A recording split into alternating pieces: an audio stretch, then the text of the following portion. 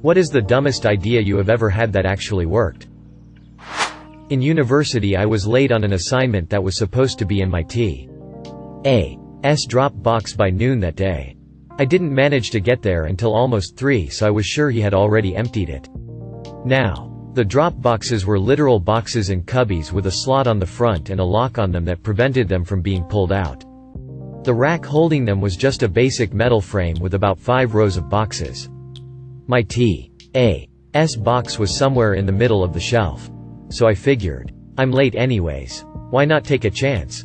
And slipped my assignment into the box below my T.A.'s box. I got my assignment handed back a few weeks later than everyone else, and it had a note from another T.A. scribbled on it that said, "Looks like this fell into my box by mistake."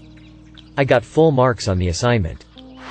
Real estate told me I had to have the carpets professionally cleaned. Wasn't in the contract, or I'd lose my $800 bond. I did some research and found out I could become an accredited carpet cleaner as there are no official licensing boards in my state. So, I did what any sane person would do. I paid the $85. Did the online course and got my certificate. Registered a business name, ABN, etc. All free. Handed the property management a copy of my accreditation and an invoice for services. I became a professional carpet cleaner and launched a vacate cleaning business that is still going 6 months later. Edit to add. I did clean the carpets. They claimed I didn't and required a professional cleaner's invoice as proof. So I gave them the proof. I did not charge the real estate agency. It was a copy of the invoice they claimed to require. I do professional housekeeping and cleaning for vacating a property at the end of lease to ensure you get maximum bond back. I help people who are being unfairly treated by their property management and advise them on what steps to take in regards to cleaning, repairs, etc. With the return of the bond and some smart shopping, I was able to purchase my own equipment to continue the job. I then claimed those costs back on tax. I wrote this and fell asleep, so waking up to a bunch of silvers and a gold is pretty damn cool. See. Thank you Reddit and your love for spite. In college my buddy and I took an investing class, and for one of the projects we had a month to invest fake dollars into the stock market and see which team would have the most money after a month.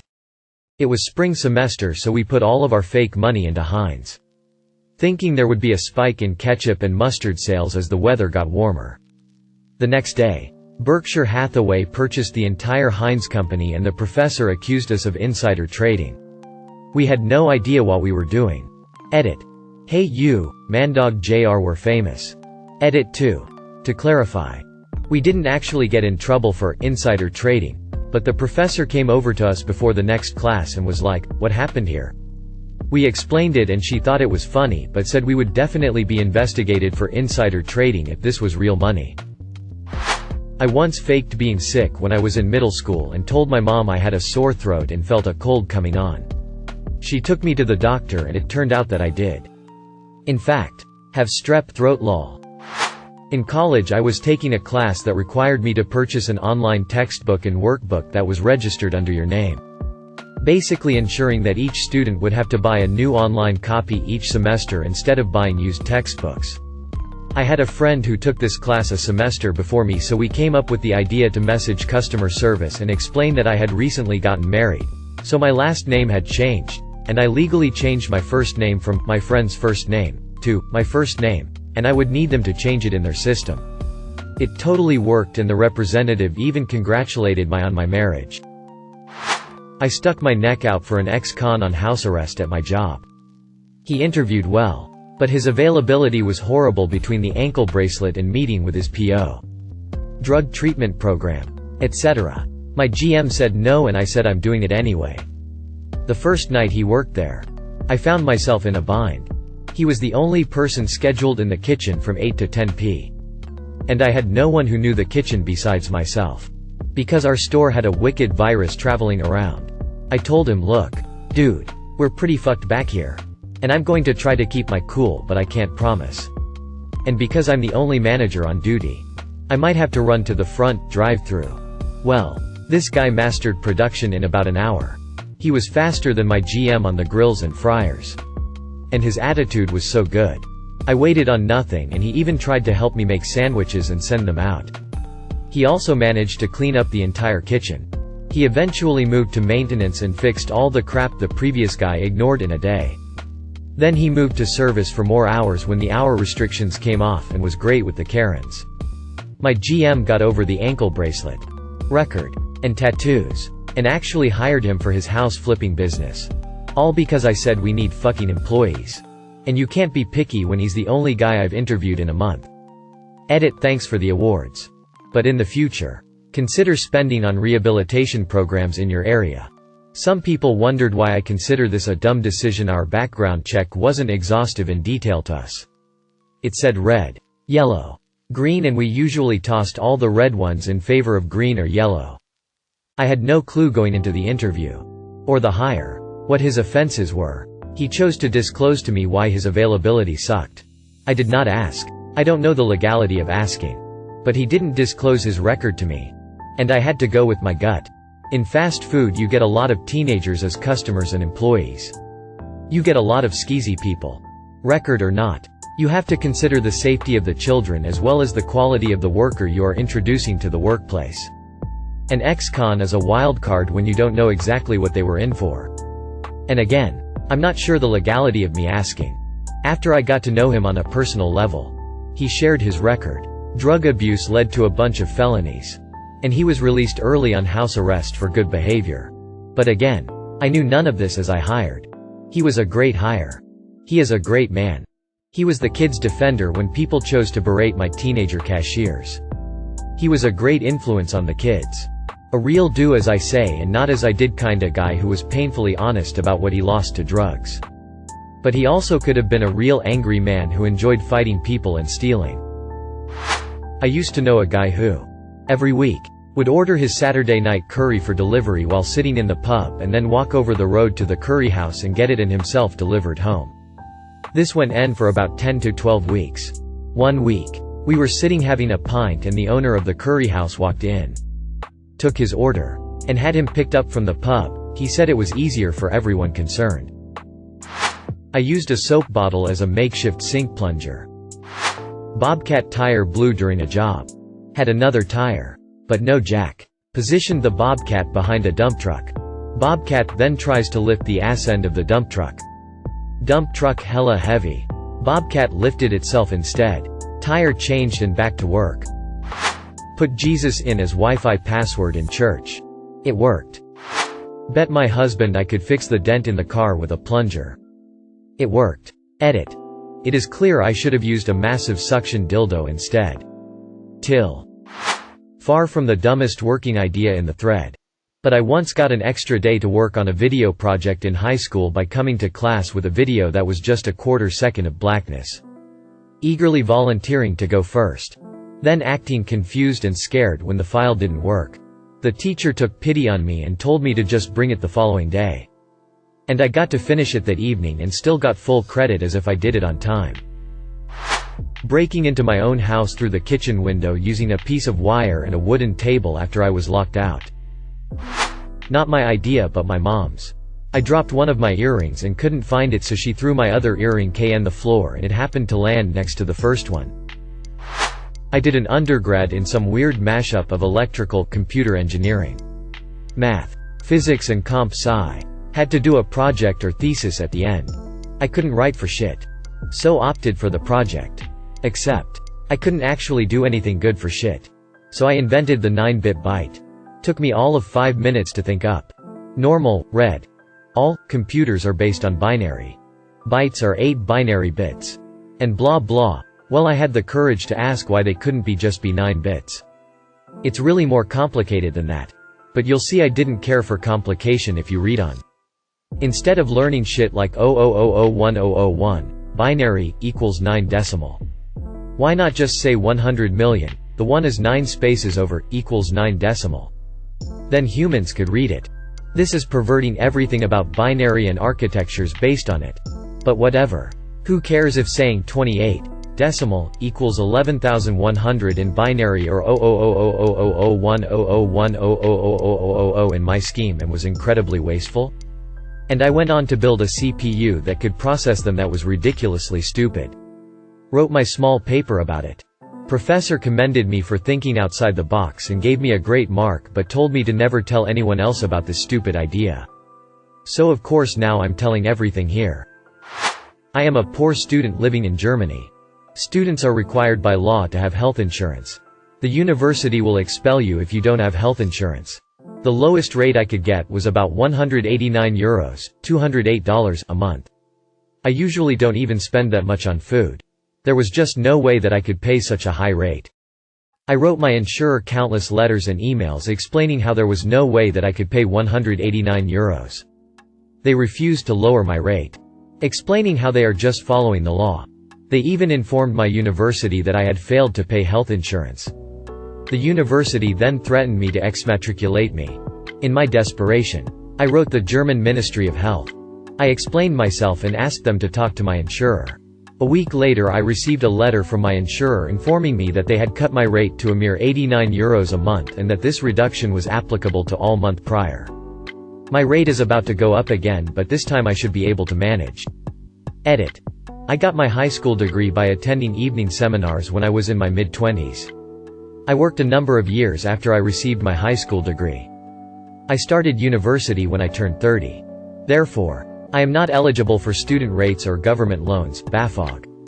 Most students in Germany pay a significantly lower rate.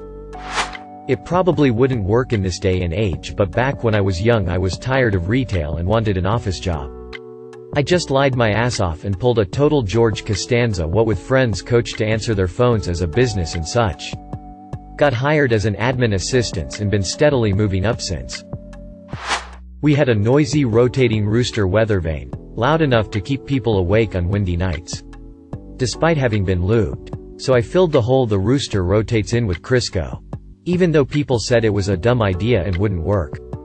Never had to lube it again because the Crisco didn't break down like other lubes. Back in the flip phone days, I had dropped mine and the screen stopped working. I could make and receive calls, but the screen was just completely blank. I put up with it for a couple of weeks because I couldn't afford a new phone. But one day I had the thought of, well, if dropping the phone made the connection loose, maybe the same thing can fix it, and threw my phone at the ground. I picked it back up and the screen was working. Edit. Thanks for making this my top comment of all time. Guys. Now everyone knows how much of an idiot I am. Edit 2. Specifically to piss off you, Throwdowntown69. Thanks for the gold. Kind stranger. I can't believe I got my very first gold. It's such an honor. XD. When I was brand new to the army, we were training with another unit and we had to defend the urban combat area, Mount Site, from an incoming force. We were only allowed a few hours to prepare. One guy suggested that we set up tripwires to, at least, slow them down. The doors are all painted bright blue. And all anyone had was my package of black 550 cord, parachute cord, that could easily be seen. Setting this up, we thought there was no way they would miss it. I was wrong. Instead of checking the door, like they were supposed to, the opposing force simply tried to rush through. I almost couldn't return fire due to the fact I was laughing so hard.